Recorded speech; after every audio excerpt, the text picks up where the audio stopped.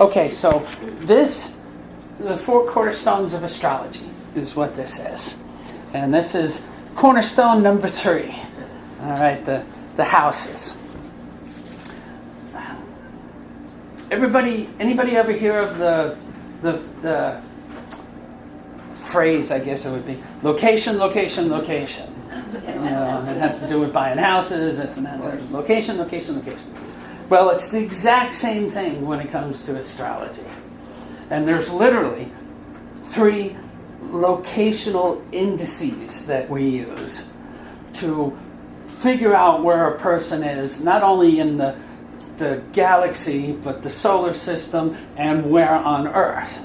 Okay, so the first location we have is the idea that we are a solar system inside the galaxy, and with that picture in mind, that's what gives us the signs. That's what gives us the zodiac.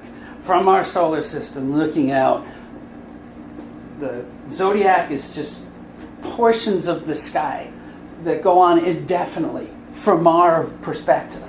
And it's 360 degrees, so that gives us the zodiac. All right?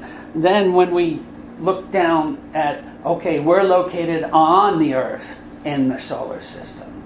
And that's what gives us the planets in the signs. Because then from the Earth, as you're looking out, you bypass Mercury or Neptune's behind you or whatever, but they're mapped up against the zodiac. And so that's what gives us the planetary aspects within the signs, within the zodiac. Now, houses. Houses are attached to the Earth. They have to do with where you were born on the Earth. And from that point where you were born on the Earth, whether it's at the top of Mount Everest or in, Oakland, California, what happens then is it's like we actually section off parts of, all of the Earth, but we section it into 12 pieces. And it's almost like we put little chain link fences every so often around, 12 different ones around the planet. And then from that chain link to that chain link is this house. But the thing I want to get across here is that the houses are fixed. They don't move. They're nothing. They're static, and they have to do with what time of day you were born and where you were born. Okay, everything else is moving because the Earth is spinning. So because the Earth is rotating on itself, all the signs and the planets and the zodiac and everything look like they sweep across the sky. They're not. It's actually the Earth spinning. But the houses are the things that stay in place. And so, remember, we have planets in signs, and then those are laid over the houses, and then we have the aspects, or the angular relationship in between the different planets. Okay? But from the perspective of every 4 minutes, the Earth moves 1 degree in its 360-degree rotation every day. So when you're looking at an astrology chart and you're watching it, the astro clock as it's going on time, you're watching the houses. Every 4 minutes they advance 1 degree through the zodiac. And people usually think, well, the houses are moving. It's not. It's the whole Earth with the houses moving through the signs. That's why you getting this motion. That's the biggest thing I want to get across. And because of that, the idea that the houses are attached to the Earth, that they're based upon where you were born on the Earth. All right? Houses intrinsically designate activities and things and events and so on that we do on the Earth. All the houses have to do with, if you just remember one word, it's activities. Okay? Whereas the signs are called attitudes. So you have planets, the energies, the different energies. You have your feminine energy, let's say Venus in Scorpio, which would be an attitude. an attitude that, in that case, it would be, I love getting under your skin. I love what I can do to you. This kind of, but it's an attitude. And the houses give you then how those attitudes and energies play out on the earth, in the earth realm. And so that's why I've always liked to call them activities. And that's something from an astropsychologist that I studied with many, many years ago. This was his structure, and I've followed it ever since, and I just love the way it fits, because it's like 4 different planes, and they all mesh. And if you always start with the planet, you're starting with the energy. The Saturn is the authority figure, whatever. The sun is the vitality. But it's always going to have a certain attitude, and it's always going to be expressing itself through a certain house, which will indicate the activities that it's going to do. And then next month, the angular relationship between that planet and all the other planets in our solar system, the angles as divisions of the circle in anywhere from 1 through 9, will give us all of the definitions of how they dialogue, how the different planets are dialoguing amongst each other. How is your Mars and Venus talking to each other? So that's the generic basis for astrology. Now, the other thing, as far as location is concerned, is we also have to locate ourselves in time, because by locating ourselves in time, you can figure out what part of the cycle of the planets in the solar system you're in. It's like, is it the new moon, the full moon? Is it waxing, waning? Is it retrograde? That gives us all these different parts of the cycle. And of course, the cycle helps us define also how we're expressing these energies. Is it the Saturn return? Is it the Saturn opposition? All these kind of things. Those are locating the birth chart or locating the current transit in time. So we have space, which is like the galaxy, and then we have local space, which is like we're on the Earth, and then we have the time placement of it. So that's the generic overview. Any questions on any of that? Now, there are different house systems. There's, got to be about 18 of them just in the tropical western, system. I've used Placidus because I was a psychology major. I do humanistic Western astrology. My version of astrology is you don't just accept what you have. What are you going to do with it? So it's about what is the potential. And Placidus works really well for that. That's a psychological almost framework. The Koch house systems is really good for financial investing or money when you're doing things, timing with investments and so on. A lot of financial astrologers that I know who are just focused on that, they use the Koch system. There's the equal house system, and there's the whole house system, and both of those, one is whatever your rising sign is. Let's say it's 18 degrees of Cancer. The equal house system would make every house cusp all the way around 18 degrees of whatever the next sign is. So the first house, the ascendant, would be 18 degrees of Cancer, then your second house cusp would be 18 degrees of Leo, and all the way around. Does everybody know what cusps are? To be on the cusp of like moving into the next sign? Yeah, it's the demarcation between the different houses. We start, all the house systems always start with what's coming up on the eastern horizon. If you were to look straight out along the horizon, out into the zodiac, whatever degree of the zodiac that is, that's your rising sign. That's literally your first house cusp. Right. Yeah. Is there any significance to having a rising Aries, since it kind of matches up with the houses? Or? I'm actually going to talk about that a little bit. That's what's called having a natural wheel, and that natural houses. And quickly, it means your attitudes and your activities are aligned. they're going to be similar all the way around. So the house equal house is whatever your rising degree is. Every house cusp all the way around is going to be the same degree, just one house later, all the way around and back.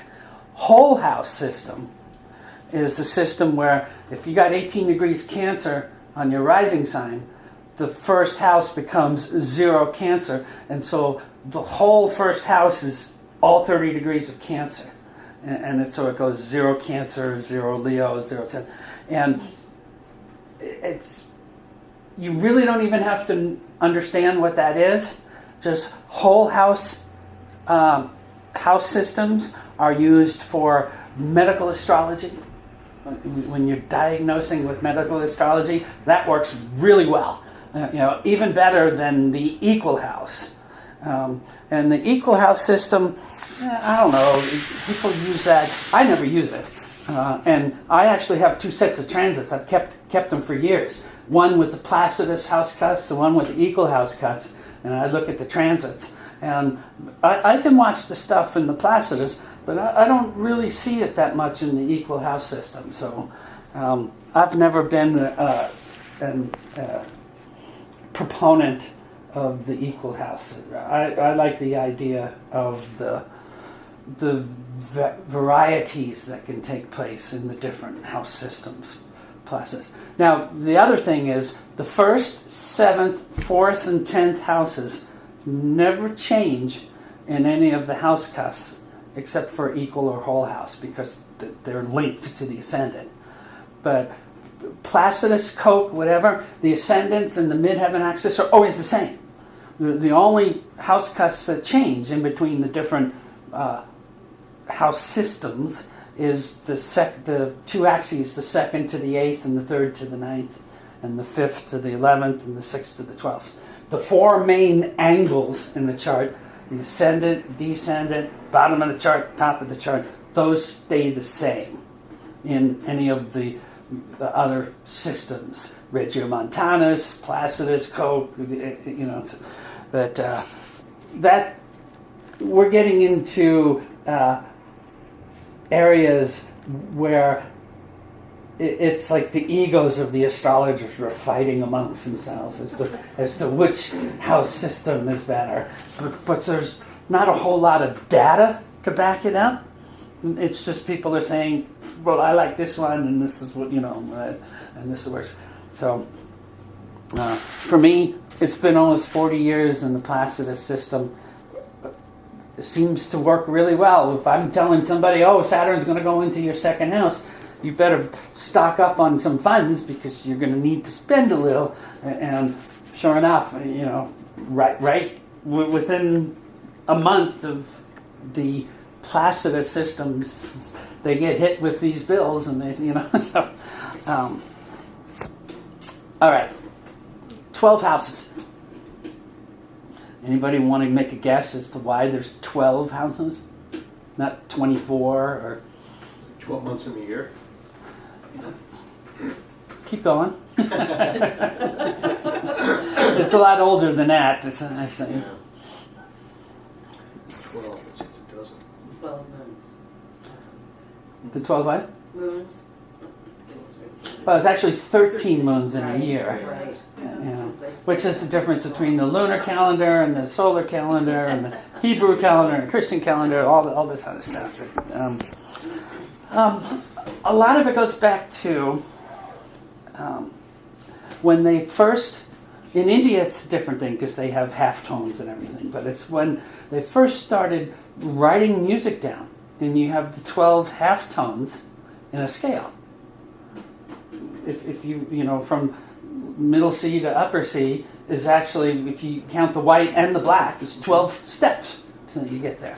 So 12 signs, 12 houses, 12 apostles, 12 major meridians in the body, and also 12 mathematically. It's the Trinity times the square, 3 and the 4, and it's just, again, that's something that doesn't really matter. There's 12. That's all you need to know. The house systems like the signs, which I guess some of you weren't here for that, but the signs, Aries through Pisces, is very much like a cycle in and of itself. Aries can be the birth, and it's the childlike energy who's wanting to survive, you know. And by the time you get to Libra halfway around, you're trying to partner up with somebody, and so on. And then by the time you get to Pisces, it's the merging yourself with everything in the world so that you can then pass on to another state. But it's a process, and that's what the house systems are too. The activities of 1 through 12. Now, over time, they've layered on all this extra stuff, like the 6th house is pets, and the 3rd house is your brothers and sisters and stuff. But if you take it back before that, the basic generic definitions of the activities of the 12 houses are actually a cycle, that we're moving from the birth of the cycle through the fruition and all the way back to the beginning of the cycle again. So now the other thing too is, as I go through 1 through 12, I'm going to point out that your rising sign is different from the 1st house. Okay, your rising sign, again, it's a sign. So it's an attitude, it's an expression, it's an energy, the way you're going to present something. The house is going to show how you present it. It's going to show the things that you use to present it. It's going to show the situations that you put yourself in so that you can then express your rising sign. But again, the thing I want you to walk away from here tonight is houses are always activities. If you're attempting to figure out a planet is in a house, you're going to have a certain type of energy doing a certain kind of activity or kinds of activities. So the 1st house, the activities of the 1st house. Activities, they're material interests and conditions that you place your body in. So the 1st house is going to show what you do with your body. Do you go to the gym? Do you dress it up? Are you in the sun? You have a suntan? Are your feet calloused? This all comes from the activities of the 1st house. And this is what you will see by looking at planets in the 1st house or signs in the 1st house, okay? But the 1st house has to do with the physical body. Here it is, here I am, here's what I'm presenting, here is how I am presenting it to the world. What I am presenting is the sign on the rising sign. You know, like a Cancer rising would be somebody who wants to present. The rising sign is what you want to be when you grow up. It's whatever your sun sign is, you're wanting to become your rising sign. Okay, that's an important thing. And usually about the 2nd Saturn return, people finally do become their rising sign. But it's a long process, and we own our rising sign. We don't own the descendant. That's the part that we don't like about ourselves and we project it out onto others. But the rising sign. So let's say we had a Cancer rising. This is a person who's going to want to present themselves as a great, mothering, nurturing, compassionate person. Right? The 1st house, any planets that are in there, and how much of Cancer is in the 1st house. Okay, you get where I'm going at with that?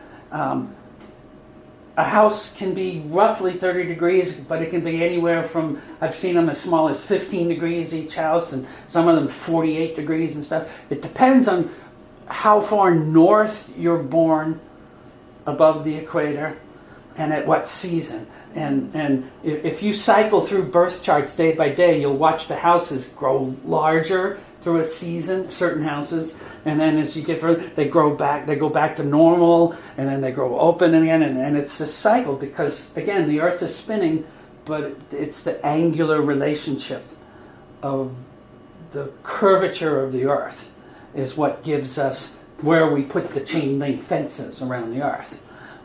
So if you have Cancer rising, you could have 3 degrees Cancer rising, and you could have 27 degrees of Cancer in your first house. All right? And let's say we're just going with the average house being 30 degrees. That means you're only going to have 3 degrees of the next sign in the first house. You'd have 27 degrees of Cancer and then 3 degrees of Leo. All right? So looking at the activities, you're going to have, 7 times more Cancer activities coming out through that house, because you have 7 times many more degrees of Cancer versus how much you have of the next sign, in this case Leo. So to give you another example, if you had 25 degrees of Cancer rising, that means you're only going to have 5 more degrees of Cancer in the first house, and then 25 degrees of Leo in the first house. You're understanding where I'm getting at with this now? And so what you end up with is 5 times more Leo energy in the first house, even though you still have Cancer rising. In each case, we both have Cancer rising, but one of the fine things you want to look at when you're looking at the houses is how much of each sign is in that house. And there are even some instances where, want me to explain it? Are you saying that your rising sign is always your first house? The first house? Yes. Okay. Your rising sign is your first house cusp. Gotcha. That's where we always start the beginning of all the houses, and then it goes counterclockwise all the way around. And for what would be the word? Just for something's sake, we're using 30-degree equal houses as these examples, just for examples. Okay, they can be all different sizes. As a matter of fact, you can even have a whole sign inside of a house completely. Like you might have 28 degrees Sag is your 4th house cusp, but then your 5th house cusp is like 3 degrees of Aquarius, and all of Capricorn is stuck in your 4th house, and so it depends again on what time of year and everything, and you don't have to know it. You get the computer printout and you look at it, and just decipher what's there. Just make sure you have a good computer program. That's it. Don't use WinStar, Blue Star Matrix anymore. If you guys are using those, I've used them forever. I knew the guy who started the business. I helped him start his business, and he was the top-notch astro software.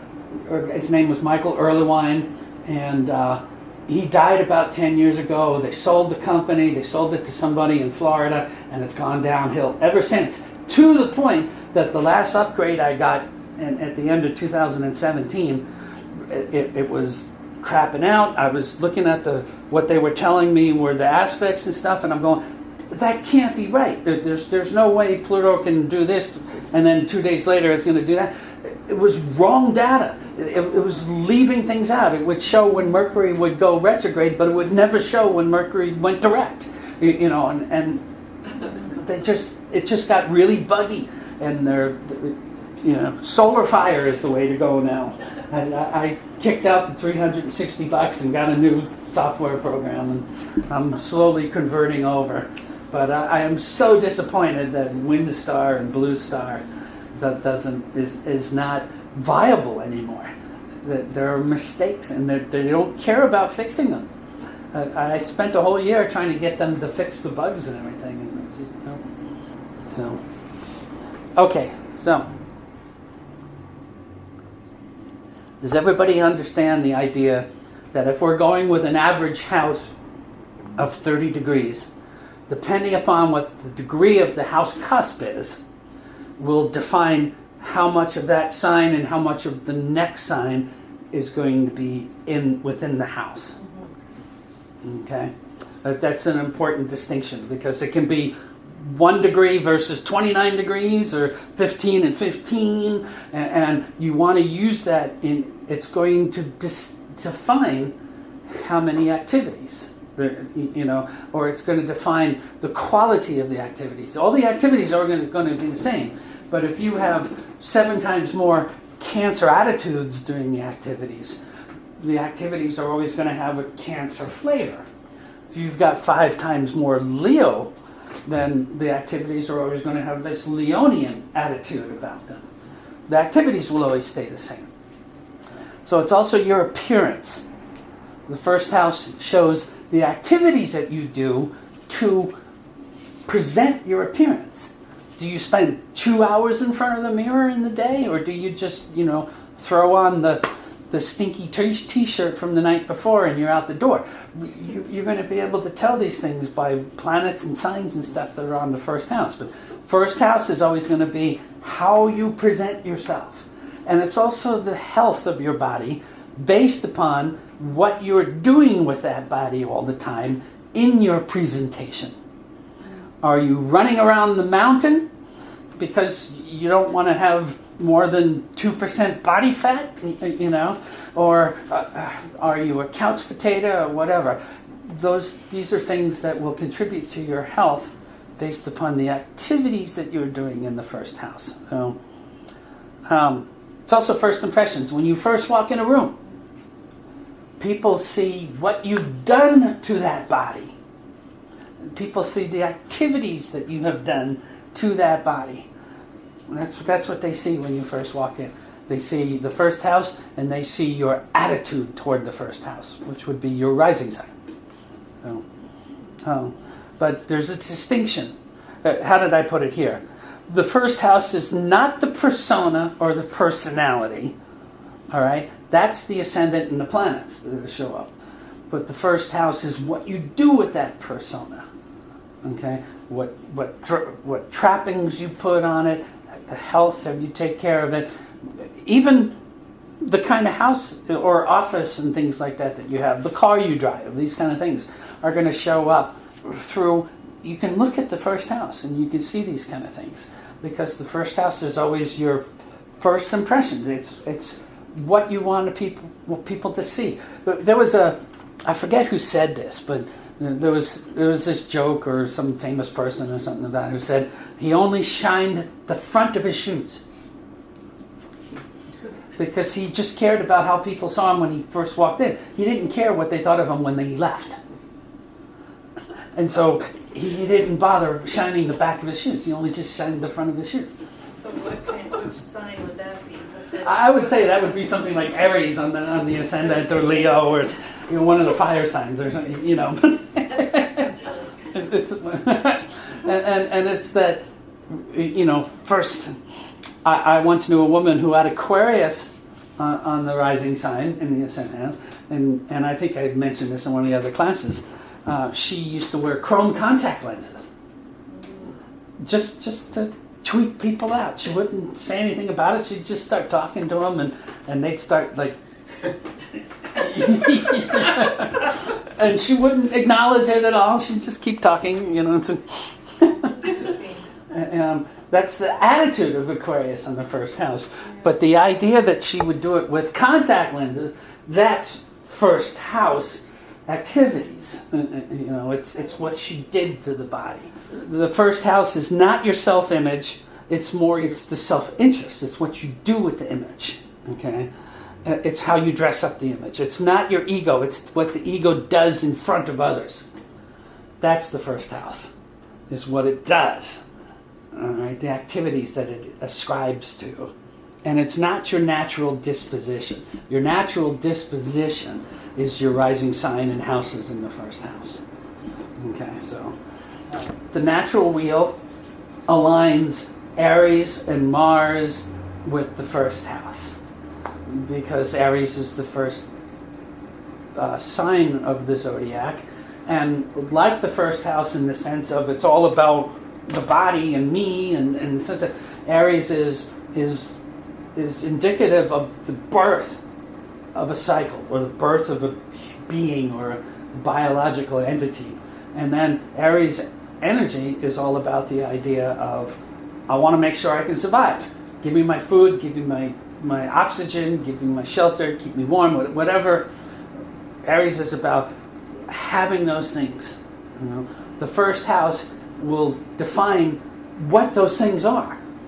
You know, is it cuddly blankets, or is it a fireplace, or is it mucklucks, or is it?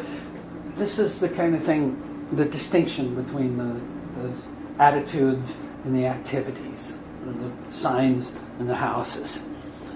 Critical. I'm just going to keep on talking about that. Anybody want to make a guess as to what? Since the second house is also like Venus and like Taurus, what do you think the second house is going to be? What kind of activities would those be? Expressing. It's home, isn't it? The home body. Taurus is stuff. Taurus is things. You know, like with the Aries is you need your essentials to survive. By the time you get to Taurus, it's okay, I'm surviving. Now I want comfort and pleasure and things like that. And so Taurus is the five senses. It's nice smells, taste, feelings. It's lovely things. Jewelry. Is it books? Is it paintings? Is it, you know, this will show up by what's on the second house, what planets are in there, where the ruler of that second house is, you know, the sign that's on the second house.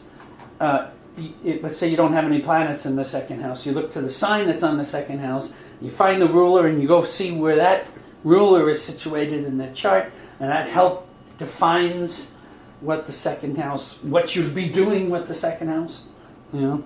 But the second house is things like, do you crave money? Do you want money? Do you want things?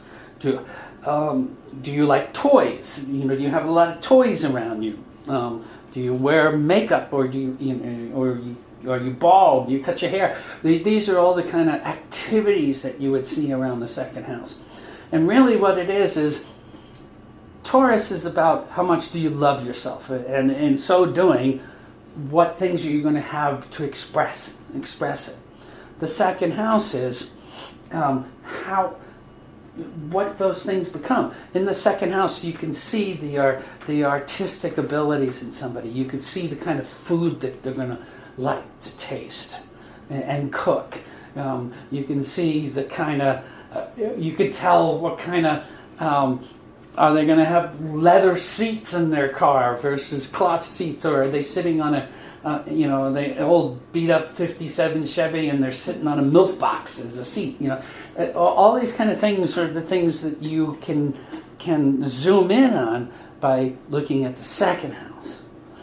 And the second house is, okay, so you value yourself with Taurus and Venus and all these kind of things. The second house is going to show you how you go about getting those things. Okay, do you pay for it?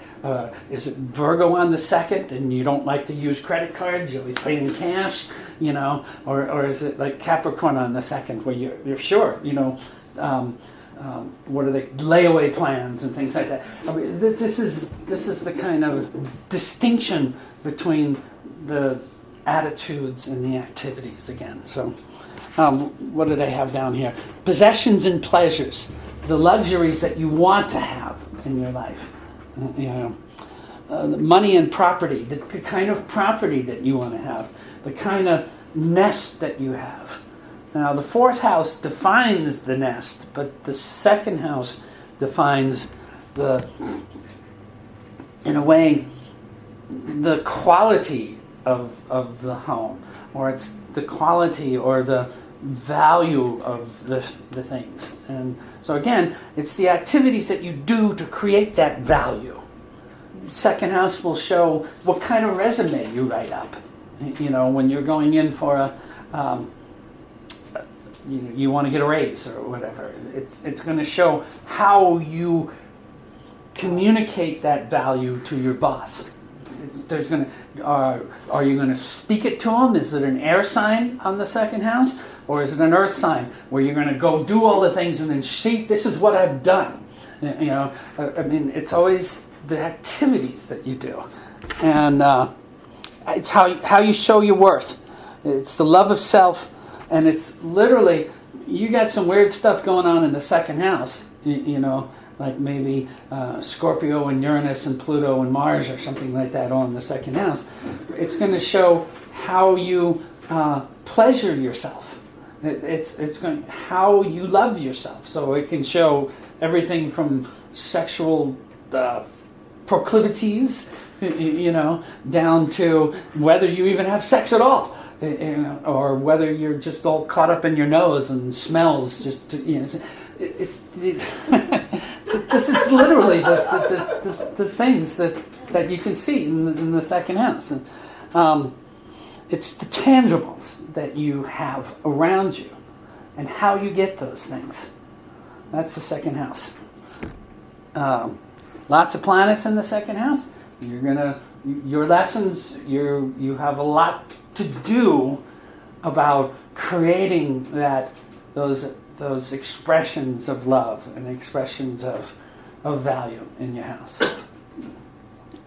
So it's ruled by Taurus and Venus and stuff like that, and like the zodiac and the 12 signs, the portions of the body that the houses rule are almost the same.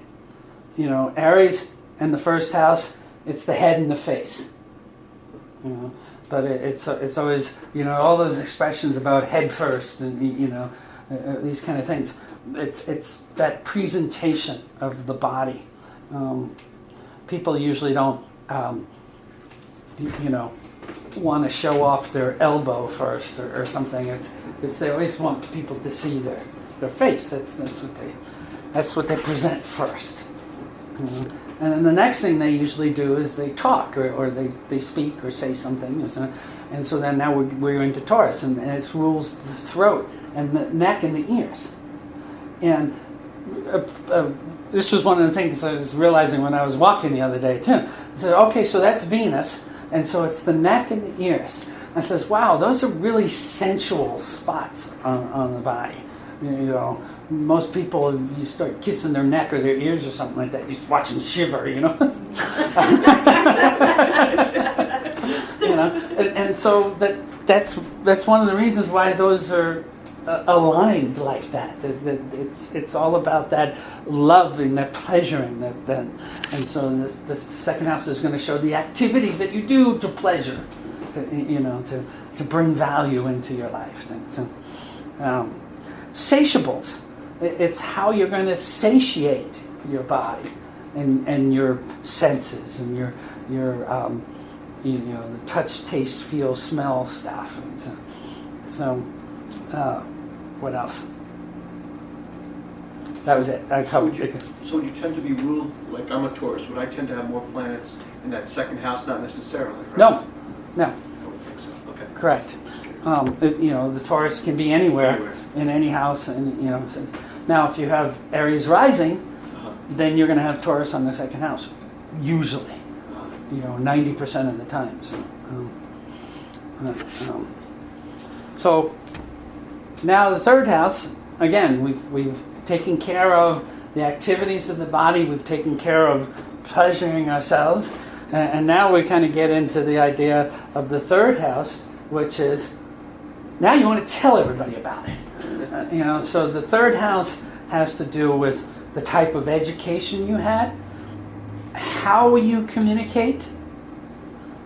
Again, air signs on the third house, you're not going to be able to shut them up. Water signs on the third house, they tend to be more the emotive types through art and sculpture and singing and things like that. But those are activities. So it's what's on the third house. The other activities, third house is it's activities of reading, writing, and arithmetic. Okay, it's the lower mind. It's the post up. Are you going to post a letter or are you going to post on Facebook? You'll see that by looking at the third house. So, do you drive a car or do you take a bus? These kind of things, different activities. Third house is about getting information from one place to another. Is really what it is.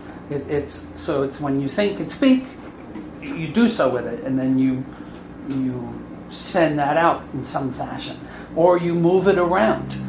Third house rules everything, like trucking, where you're moving stuff around. It rules the post office and UPS and FedEx and emails and all this stuff. These are all activities that have to do with expressing one's third house. And later on, when I get up to the other last 6 houses, you'll see how we have an axis also between the first, and the seventh, the second and the eighth, and so on. Where the third house is the lower mind, the ninth house is the higher mind. Ninth house is faith and religious beliefs and stuff like that. But the third house is kind of like what you learned in school.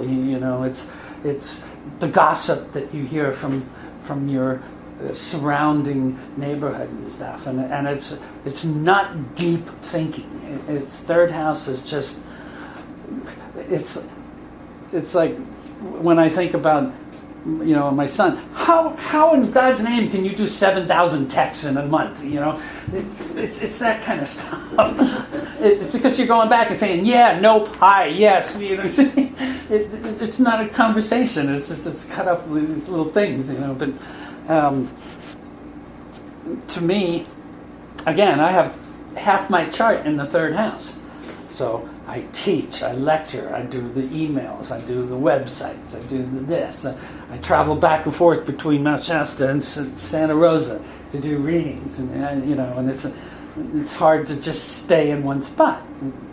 So, but that's the activities of how I want to express what I have to express. So when you say half your chart is in the third house, you're talking about planets? yes, I have 5 out of 10 points in the third house. Okay. So you said the second house was ruled by Taurus and Venus? So in the natural wheel, yes. Oh, in the natural wheel. Yeah. Okay. Again, Well, this made me think of Mercury. yeah, third house is ruled by Mercury. Okay, so Yeah, that's third what house I is ruled by was Mercury and thinking. Gemini. It's like Mercury, like Gemini. Okay. But the distinction is Mercury is the power behind all of this, or the energy. The Gemini is the attitude that you're going to have toward the education, whether you want to go deep or you want to be the jack of all trades kind of thing versus, and then the third house is going to show the activities that you do. I've got all sorts of articles going. I've got about 6 different books that I've started and never finished. That's like a third house kind of thing. So it's a bumblebee type. I always think of the third house when I think of a bumblebee. They're just kind of moving around. They can't stay in one place too long, and they got people to see and places to go. This is third house activities. What else? It rules TV and magazines and radios, the carrier pigeons even. It's just anything that's going to get information from one place to another. That's a third house attribute. It's like Gemini, it's like Mercury, and it rules the duals. It rules the 2 shoulders, the 2 arms, the 2 hands, the 2 lungs, everything kind of in through here. But because it's a dual sign, the things that are ruled in the body, there's 2 of them. So now, in the natural wheel, everybody, can you all picture a chart in your mind? You've got the ascendant over on the eastern side, the left side. Right? And so we've worked first, second, third. At the end of the third house, we're now at the bottom of the chart. The end of the third, beginning of the fourth, that's the 4th house cusp.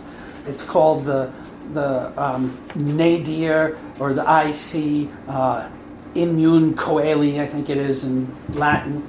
Right. Whereas the IC is the vitality and the inner chi energy and the life force that we have, that we bring up and out into the world. That's the IC. That's not the 4th house. The 4th house is in the activities that you do. What do you do with that vitality? What do you do with that chi energy? That outward expressive life force? And it usually starts at the bottom of the chart and rises up and comes out at the top of the chart. But the fourth house at the bottom of the chart has to do with activities wherein you express that stuff. It usually comes out through your family, usually comes out through your genetics, through your lineage, through, I always say the fourth house is the things that you do behind closed doors. It's not stuff that you tend to show to the public very much, unless it's something like Sag or something like that. Then you want everybody to know about your home life and things like that. But for fourth house in general are the activities that make up your home. Do you guys go to church on Sundays? Do you eat meals together? Is it a huge house or a small house, or is it a mobile home?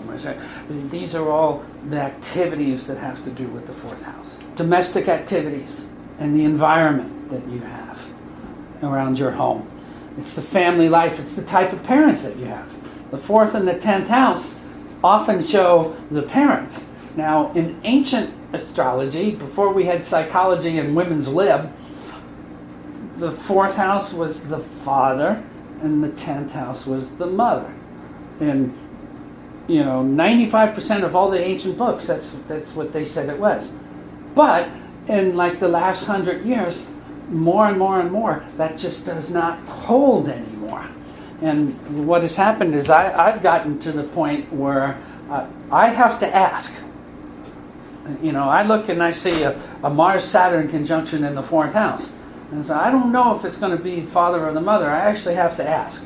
And I say, okay, the authoritative parent. Who is the authoritative parent? Is it mom or dad? The authoritative parent is usually the fourth house. The nurturing and inspiring, the one who go, fly, be free. That's the 10th house parent. So they are the parents. That are the fourth and 10th house axis. It has to do with parents and grandparents and so on. Now, the fourth house also has to do with endings and death.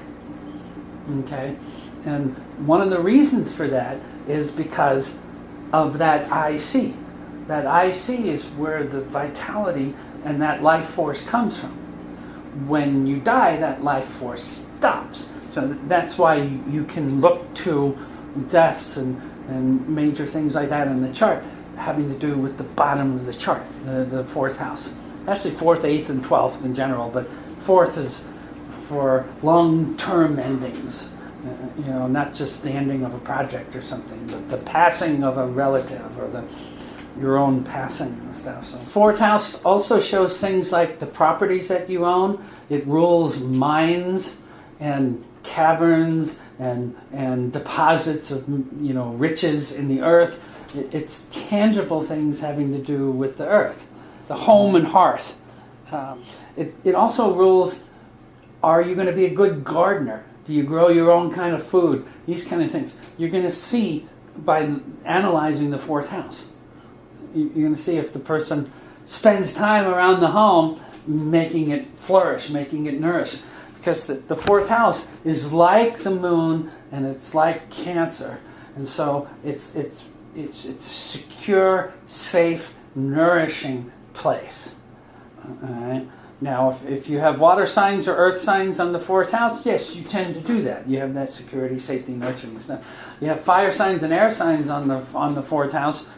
It's like the home is where the heart is. It's not necessarily where the house is. And so when people have the more flighty fire and air signs on the fourth house, boom, we get more movement and different types of houses, or staying with different people, and this kind of stuff. So, but the fourth house shows where we like to hang our hat in a way. The things, or I should say, the things that we do when we hang our hat, and the kind of hook that we have to hang the hat on. Is it literally a place in the closet, or you just kind of throw it on the floor? That's how you're going to express the fourth house. So. Any questions? Fourth house. What's Mercury? If you have Mercury in the fourth, what would be like Are you Facebook friends with your folks? Yes. That's what Mercury in the fourth house is. Okay. You want to communicate with the family and the nest and the things and and the grandparents or the lineage. Have you done one of those Ancestry.com? I really want to badly, but I haven't. Yeah, well, that would be Mercury in the fourth house. Again, it's so the Mercury shows the energy to want to understand and to communicate and Totally, yeah. And then the fourth house is, okay, I'm going to do the lineage stuff. I'm going to, that would be the type of person who would want to send everybody as a present their genealogy. Hey, look, I'm 164th American Indian, this is that kind of stuff. Nice, thanks. Yeah. But again, the fourth house is not your chi, it's not your vitality, it's not that inner strength. That's the IC. The fourth house is what you do with that stuff. It's how you build your foundation and then how you jump off of it into the rest of the world. But the fourth house is the activities that you do to stabilize that vitality, to have a solid foundation to work off of or push off of. And it's Cancer, and it rules. Actually, it rules any of the sacs in the body: the stomach, the breast, the bladder. Well, the bladder is kind of Scorpio too, but water signs in general. But anything, the lymph nodes, all these kind of things. It's Cancer. It's where you can store fluids in the body. Okay, and it has to do with digestion. Now the intestines are more Virgo. It's where you're going to extract every little possible piece of nutrient from the food. But the process of digestion, the activities of digestion, that's fourth house. So, fifth house. Anybody want to try?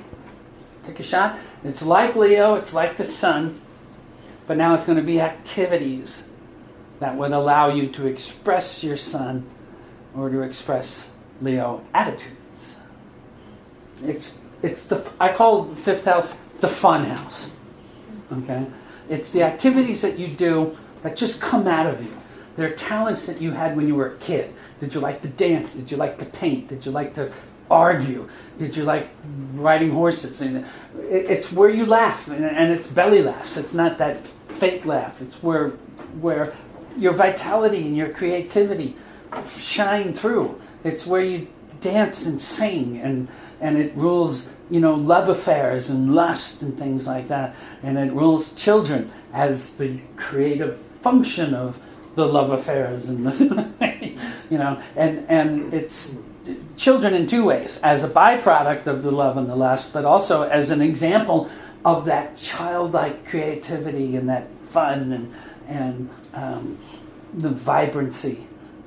Leo shows where you dance and sing and your eyes sparkle, when you're around somebody.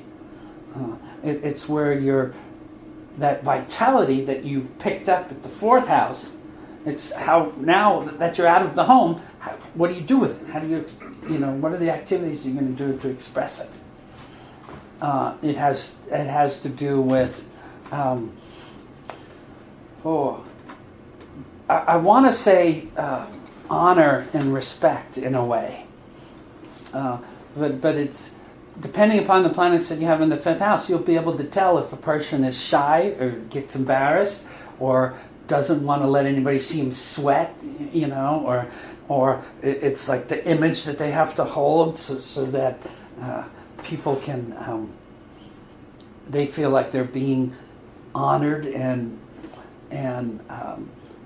almost it's like a reverence. Leo has that kind of kingly, queenly kind of energy about, look what I'm doing for you, respect me, honor me. The fifth house is actually, what is he doing? What is the king doing? What's the queen doing? What are they doing to create that respect? What else did I have? The artistry, the curiosity, the sexual attraction. I talked about that. it's also, I called it the tunnel of love and the amusements in life. That you look to the fifth house for what amuses you, for what gets your juices flowing, for what gets your sex drive up and running. You know, and again, it's talents and traits that you have naturally. They're things that you came into this life with. They're not things that you have to study and work and practice makes perfect. No, that's sixth house stuff. Fifth house stuff is, it's just something that you were graced with, that you were good at. You know, for me, growing up, it was music. You know, it's just anything I touched, I could play it. I traveled all around, sang for the Queen, sang in the Metropolitan Opera House, all this stuff before I was even 21. You know, it's kind of cool stuff. And so how does that show up in your chart? What In my chart? influence? Yeah. My like what- particular chart? Yeah. Oh, well, it's Venus and Sag on the fifth house, and Venus and Saturn. was one of the things. And then, what does Venus rule, and this and that, and so. But I went overseas, Sagittarius. I did a lot of activities overseas and music, you know, different countries and stuff. And so, it's hobbies and things that you like to do that bring fun. That you know, it also. I'm sorry, would that tend to last the whole lifetime, or? Yes. Mm-hmm. It's always going to be there. Mhm. There'll be phases where it changes into different things, you know, slightly different things, but the root is always going to be there. You know, the tree grows into different things. So you Roots don't- was planted. So you don't have as much music as you used to, perhaps, because you're doing different things now. But Well,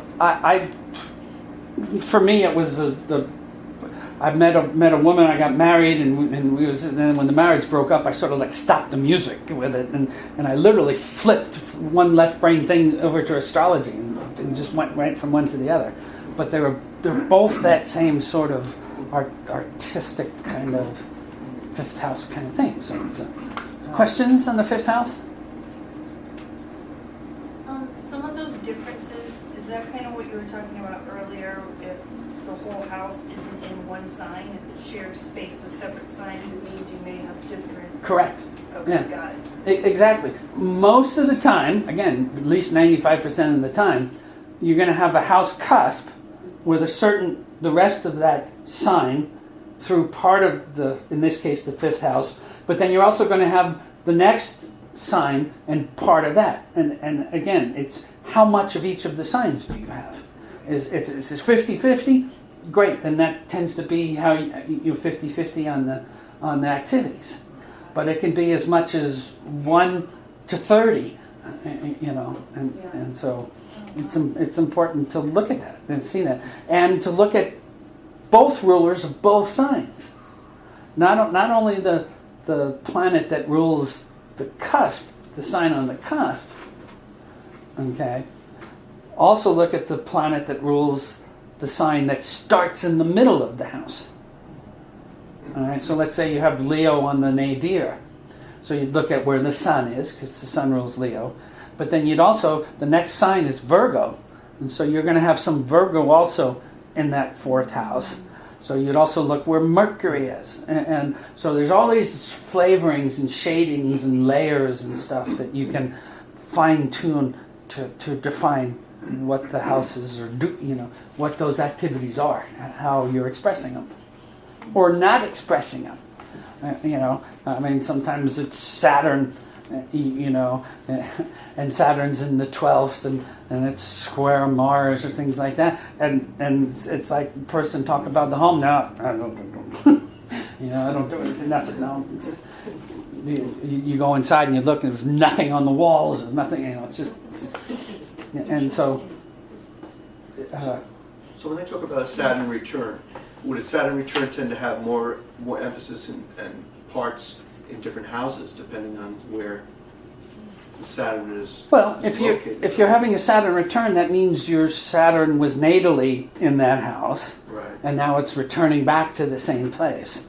So it will be inherent throughout your lifetime that your Saturn is going to do those kind of activities Depending of which that house. house. Right.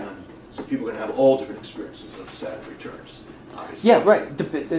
There's 12 different generic types of activities, and then people can do it, and then Saturn can be in 12 different signs, and then Saturn can have hundreds of different aspects between the other different planets. Some variations. Yeah. Yeah. Wow. Yes. And is Saturn retrograde? The planets retrograde. Are they stationed? By transit, is something else hitting that Saturn at the same time? It gets... Wow. Again, the only time you can ever duplicate the exact same chart to the degree, to the moment, to the sun, is once every 26,000 years. Wow. Yeah. So the chart that you have, I mean, there may have been somebody born right at the same time, a twin or this or that, but outside of that, you ain't ever going to see that chart again for 26,000 years. One of the things I've been trying to push in the professional astrology community, and I call them turning signs into signatures. And it's like, okay, we're moving into the Aquarian age. We need to bump up the level of vitality. We got to get past these horoscopes, sun sign things. And your signature is your sun, moon, and rising sign. It's like the Trinity in your chart. It's the three biggest things to look at in your chart. And so I have this campaign where I'm trying to get newspapers and people that do horoscope columns to run a little paragraph at the beginning of it that says, not only can you look at this for your sun sign, but if you know your moon sign, read the moon sign horoscope for how you feel for the day, and read your rising sign horoscope for how other people are seeing you for the day. And so you can get 3 times as much. It's literally, it calculates out to 144 times more information from just the plain old regular horoscope column if you know your sun, moon, and rising sign. And I call it, hey baby, what's your instead of sign, the graphics show the sign and it's crossed out, and then signature is sign H-er, so hey baby, what's your signature? Yeah, Glenn, I always wondered about horoscopes. They have them on the newspapers and everything, and I'm thinking, God, it's so general because you have so many different variables. How is that? Is it accurate? Are horoscopes actually accurate? Well, it's your sun. Your sun's going to be in a particular sign, right, which is going to make that sun have a particular attitude. And the sun in general is the major conscious filter that everything else goes through. But everybody let's say I'm a Taurus, okay? So I'm looking at a Taurus horoscope. Mm-hmm. All the people that are born in May, for instance, or part of April, right. Everyone's going to have a general, close, whatever. Extremely general, yes. Extremely. Right. Extremely. Okay. Now, I never thought much about it. Now, with sun sign horoscopes, it's 1 in 12 people have the same sun sign. Right. With the signatures, it's 1 in 1,728 different people. Yeah. Only one person out of 1,728 is going to have the same sun, moon, and rising sign as you do. And instead of 1 month's time, it's only a 5-hour period of time where you can have the same signature as somebody else. So it's better in a year. Yeah. Horoscope, I'm just saying. Yeah. Like a fortune cookie. But okay, so 6th house. So 6th house is again like Mercury, except this time Mercury rules Gemini and Virgo. Gemini is more like the masculine ruler, and Virgo is the feminine ruler. Right? But 6th house is like Mercury and like Virgo. Okay, but the 6th house has to do with health again, but I call it your daily grind. The activities of the 6th house have to do with all the things that you do over and over and over again, every day, in and out, in and out. I call it in my classes the brushing your teeth house. It's your health based upon those little rituals you do over and over and over again that eventually contribute to your health. Okay, it's the things. What are your habits? What are your patterns? What are your rituals? These are the 6th house activities. And it has to do. It shows if you have a 9-to-5 job where you're going 5 days out of the week. It's going to show your coworkers, the activities you do with them. It's going to show the kind of jobs that you have and get. It's going to show your hygiene, and it's going to show your efficacy at home. The activities. Do you try and do things with the least amount of effort and the best amount of functionality, or you just willy-nilly and not worry about whether you're wasting energy to get something done? This is the kind of things you'll see in the sixth house. Is that Virgo kind of efficacy, the efficiency, and morality too, and your promises. The sixth house shows whether you're going to keep your promises or not when you make them to people. Do you try and skirt around them? Do you go back and you apologize and get things done if you don't keep a promise? These are all the kind of things you could see in the sixth house activities in the chart. So it's how it it's the kind of things you eat. It's how you prepare your food. The kind of stuff. The fourth house was what you grow in the garden. The sixth house is kind of what you do with it once you've grown it. Cleanliness. The sixth house is about making your life work better. Less work, more efficiency, more vitality. Well, not so much vitality, but more functionality would be more sixth house activities. And it rules everything like AA, the addictions that you have and what you go through to get out of them and so on. And it's the kind of the goals, well, it's the approach that you have to the goals in your life. Do you have an earth sign there and you stick to it and nothing gets you off the way? Or do you have Gemini there and any little resistance and you're off on some other path? And the signs and the planets there are going to show how you modify those activities and what you do with them. So it's exercise and yoga, whether you're a couch potato or not. What do you do at home? Over and over and over again, where you've habitualized it, and then it becomes part of your...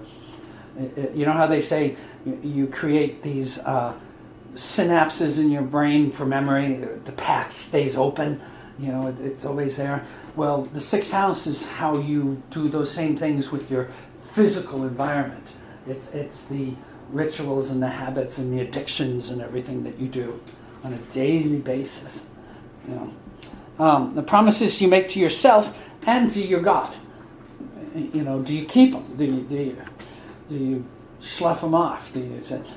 You'll find all those kind of answers by analyzing the sixth house. And the sixth house is about being of service. When you have that efficacy, when you have that connection, and I always say, if you want to change things in the sixth house, you turn it from a ritual or a behavioral pattern, but what you do is you sanctify that ritual. If I call it brushing your teeth for God. It's like if you want to break an addiction, what you do is anytime you're doing that addiction, you do it for God. I'm going to have a drink. Okay, God, thank you. This is, and if you focus it that way and then take the drink, you will cut your dependency on it in half the time it would take to any other system to try and break the habit. You use that sixth house. Remember, the sixth house was the Virgo and everything. It was the Vestal virgins. It was the priest, the priesthood and the priestesses who were dedicated to the goddess and helped the people. They were there to help the community and help them. So in the sixth house, it's you're the goddess or the god of your own people, and what you then do with that, how you honor your body, how you honor your rituals, and it rules the solar plexus, by the way. And like I said earlier, the Virgo is the intestines in the middle of the back. It rules the middle of the back. but the intestines, because it's about extracting every little possible nutrient and micronutrient that you can out of the food that you've eaten. That's Virgo, 6th house energy. How you extract all the goodness in life. That's a nice way of putting it. So now we get to the 7th house. So the 7th house activities having to do with others. The 7th house is the other. It's the partnership. It's the contract. It's the public. It's the business dealings. It's the whereas the 1st house, you're owning yourself. The 7th house, you don't want to own that part, so you tend to project it. It's the house of projection. That's why it's marriage so much. It's because I don't want to do these things. I'll find somebody who'll do them for me, and we'll get together and we'll have these hidden contracts and do this. It's if you break it down, that's what the 7th house is, and that's why it rules marriages and contracts and things like that, because it's where you bring somebody into your life who is going to fulfill that part that you don't want to do.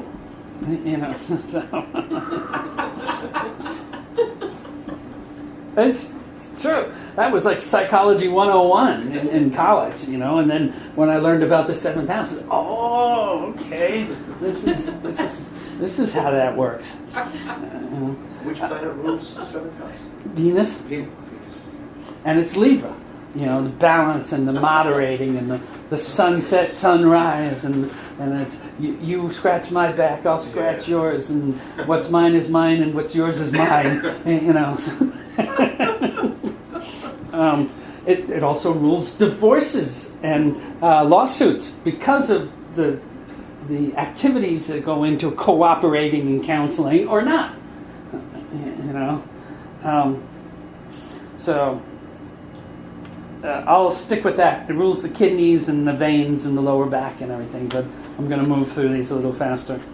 So the 8th house is activities that you do having to do with things that you are vulnerable in. When you share yourself sexually with somebody, you're opening yourself up to being physically vulnerable to what they do with you, and when you share your the 8th house.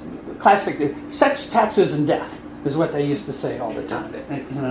But taxes, it's the taxes. It's like when you've got your shared resources and you're combining your resources, you're vulnerable on a financial level. That this person can wipe you out, or you can get into bad dealings, or so on. And the thing about the 8th house shows the activities you're going to do to go to a deep psychological vulnerability with somebody. Usually one person, whether it's mysticism or sadism or both, but it's those kind of things. Physically vulnerable, financially, mentally, psychological issues, spiritually, having to do with the death and rebirth, or wills and legacies, and who's going to take care of the children, and all this kind of thing. This is 8th house issues. And it rules the bladder and the regenerative organs. It's Scorpio ruled. It's Mars and Pluto a little bit. Now it's considered mostly Pluto. What else? That's about it on the 8th house. The 8th house often shows where your wound is. It's where you feel vulnerable, and you have to work through it in some fashion. And you usually have to work through it either in therapy or with a marriage partner or something, but it's usually not something you get done without exposing yourself to somebody else. The activity of exposing yourself to somebody else to make it happen. That's 8th house. Okay. So 9th house. 9th house is the higher mind. 3rd was the lower mind. 9th house is the higher mind. It's your beliefs, and it's your spiritual quests and your visions and your instincts and your philosophies in life. And again, it's the activities that you do to express this stuff. So it shows the kind of colleges you would go to. It shows the kind of philosophies you would get into. It shows the kind of churches you would go to. It's foreign lands and spiritual experiences, vision quests, where we dream and what we dream of. It's where we look at the future. It's the 9th house is that higher exuberant. God, let's go someplace. On the wings of angels. It's all these kind of things where we're up off the earth and we're doing these grand things. It's ruled by Jupiter. It's Sagittarius energy. It rules the thighs. Okay, mostly. It's where we speak to God and where we speak for God. It's the activities that we do. You find the preachers. You got a lot of planets up in there. You're going to get a preacher type or a college professor or something like that. It's your angels and your demons, the dignities and indignities. Oh, it rules the liver too, the largest organ in the body. Initiations and intuitive guidance. It shows how you're going to think. How are you orthodox or are you liberal? In your spiritual proclivities and stuff. You're going to see all of that kind of stuff in the ninth. So 10th house. Whereas the midheaven is the power and the energy that we have to do the things in public. I always say the 10th house is what you want on your tombstone. She was a great whatever, or he was a great whatever. That's the energy of the midheaven. The activities of the 10th house are going to be, what do you do with that energy? What type of job do you have? What kind of employer do you have? You're going to see that in your 10th house stuff. What kind of tombstone do you want? How do you want to be remembered? What are your legacies? These kind of things. It's how we act out and what we do with that power, the honor and the fame that we have in life. The honor and the fame and the power comes from the midheaven, the sign on the midheaven. But the activities depend upon the signs, the portion of the sign that's in there, the rulers of the 10th house, and on and on and on. The planets in the 10th house transits to it and so on. So it's where we obey or execute the law. And pun intended. It's our profession. It's our occupation. It's the status and how we achieve it in life. Are we gonna climb a ladder, corporate ladder, or are we gonna go right for inventing something? You're gonna find those kind of things in the 10th house activities. So 11th house. 11th house shows how we interact. Whereas the 7th house was me and them. I want them to do something, and I'm going to do this, and then we'll combine. The 11th house is what we want to do with. 5th house was our vitality and our creativity. The 11th house is what we do with that vitality and creativity. The friends that we hang out with, the groups that we get involved with, the payback that we get from our 10th house. The 11th house shows what we get back from doing what we did in the 10th. It'll show how you throw parties. Are you a good party thrower or not? What's your sociability function? Are you a social media nut, or are you just like, no, don't talk to me unless you call me? You're going to see that kind of stuff on the 11th house. It's humanitarianism, philosophy, philanthropism. It's where we will give back to the world in a way of our vitality, of our purpose. Our purposes and our goals and our hopes and our wishes. It's where we put those out and we ask other people to help us with it. And that's where we draw in our friends and our groups and that kind of stuff. It rules the ankles, which I always thought was interesting because with Mercury, the wings are always on the ankles. And so it's like the hopes and dreams and wishes and stuff. Okay, that's some sort of odd connection there. But, so, 12th house. 12th house is the activities that show how we approach the subconscious. Okay? It's our meditations. It's our dreams. It's what we've stuffed as a child into our cosmic closet. And we instinctively react from those areas of life before it even goes conscious. It's where we find that still small voice when we meditate and stuff. It's our conscience, and also. How did I put it? It's the hidden drives and impulses and it's also like the 8th. The 12th house is also something that it usually takes a therapist to help you get it out and get it through. I'm always teaching this. I don't see this in any books, and I love this about the 12th house. The old parts of astrology would say the 12th house was hidden enemies, it was prisons and insane asylums and all this kind of stuff where if you were different in society, you got ostracized and you got put there, or you got isolated from society somehow. And I've learned over years that, yes, this is where you are different, but this is not where you should get punished for it. This is where you are different. This is where you can rise above the fray and find your uniqueness and your individuality and separate yourself from the flock. It's where you can claim your own uniqueness, because the next thing that comes up is the ascendant. And so you're back in the, okay, this is who I am. So when one makes friends with the 12th house and not try to avoid it like old astrology used to talk about, but if you really own that and honor that and do that, you find a uniqueness in there. What was it? Dreams, hidden neuroses. It's the closet where we hide our shame and our guilt and our secret sorrows and stuff like that, because we were never taught that they were good. It's usually stuff. I see planets in the 12th house. I can always talk to the client and say, oh, okay, so this is what your parents did, right? And they told you not to do this and do that. Well, yeah, how do you know? Well, this is what you're supposed to be doing, not what you're not supposed to be doing, you know. And so I think the 12th house is the most important of all of them. You know, it's because the stuff that we've shoved into the back of our consciousness, because somehow by parents or whatever society we were told, don't do these things because it'll cause you grief or sorrow or whatever, you know. And in the lower nature, yes, they will. But in a higher nature, that's where you shine. That's where the caterpillar becomes the butterfly. That's where you can take off. And then you don't have to repeat the wheel of karma. The 12th house, I had a phrase for it. It's where you could break the wheel of karma. You could jump off the wheel there.